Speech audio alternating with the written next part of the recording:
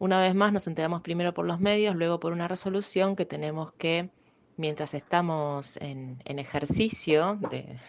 de la docencia en el aula, debemos respetar las normas y gramaticales del uso de la lengua española. Algo absolutamente absurdo, ¿no? Que provocó todo un desfile por los medios de lingüistas, también mucho activismo feminista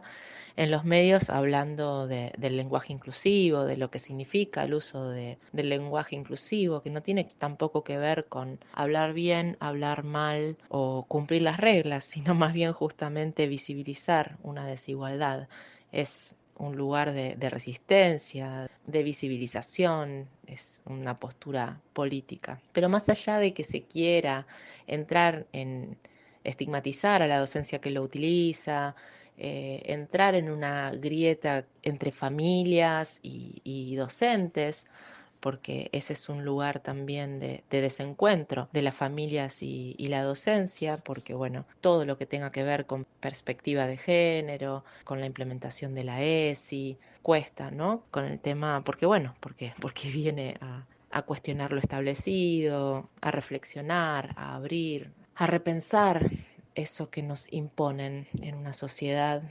justamente de desigualdades, en una sociedad racista, en una sociedad machista. Y la ESI viene justamente a educar en la diversidad, a educar en el respeto de los derechos humanos, a educar con perspectiva de género. Pero, de todas maneras, más allá de todo esto que se esté discutiendo y rediscutiendo, a pesar de que la ESI es ley y que el lenguaje inclusivo está enmarcado en esta ley, creo yo que no es esa, finalmente no es ese el eje de la discusión, en verdad es al terreno que nos quieren hacer ir. Pero realmente, si vemos después, por ejemplo, la conferencia de prensa de Larreta y de Acuña, donde también Larreta le preguntaron por el gasoducto, si el gasoducto se tenía que hacer, no se tenía que hacer, qué tiene que ver el gasoducto con el lenguaje inclusivo y con el desempeño de las niñas en las escuelas, ¿no? Es evidente que otra vez está todo en torno de las elecciones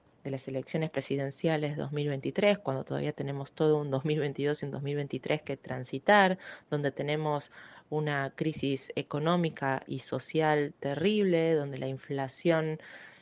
no para, donde nuestros sueldos se los come la inflación y no nos alcanza y cada vez más gente tiene hambre, está desempleada. Entonces, en este contexto y también sabiendo cómo avanza la reta sobre nuestros derechos como docentes, sobre nuestro convenio colectivo de trabajo, el estatuto docente,